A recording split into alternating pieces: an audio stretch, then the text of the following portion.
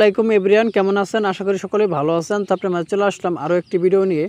তো আজকের ভিডিওতে আপনাদেরকে দেখাবো ইমোতে ভয়েস মেসেজ পাঠালে শোনা যায় না বা সেটা দেখতে পারি না। তো কীভাবে আপনি ইমোতে যে কাউকে মেসেজ ভয়েস পাঠালে শুনবেন বা এটা সমাধান করবেন, তার পুরো প্রসেসটা আজকের এই ভিডিওতে দেখিয়ে দেবো।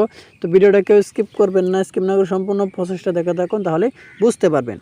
তো কথা আর বাড়াবো না, ভিডিওর মূল পরিচালন ভিডিওটা শুরু করা যাক। তো ইমোতে ভয়েস মেসেজ পাঠালে শোনা যায় না বা শুনতে পায় না, এটা সমাধান করার জন্য আপনি প্রথমে ইমোতে ক্লিক করে দেবেন। ইমোতে ক্লিক করার পর এখানে আপনি দেখতে পাচ্ছেন উপরে আছে প্রোফাইল আইকন, এখানে ক্লিক করে দিবেন। প্রোফাইলের উপর ক্লিক করার পর এরকম একটা ইন্টারফেস শো করে, এখানে আপনি দেখতেছেন সেটিংস অ্যান্ড প্রাইভেসি, এটার উপর ক্লিক করে দিবেন। সেটিংস অ্যান্ড প্রাইভেসির উপর ক্লিক করার পর একটু নিচে দিকে স্ক্রল ডাউন করবেন। করার পর এখানে আপনি দেখতে পাচ্ছেন ভয়েস মেসেজ নামের একটা অপশন আছে, এখানে আপনি ক্লিক করে দিবেন।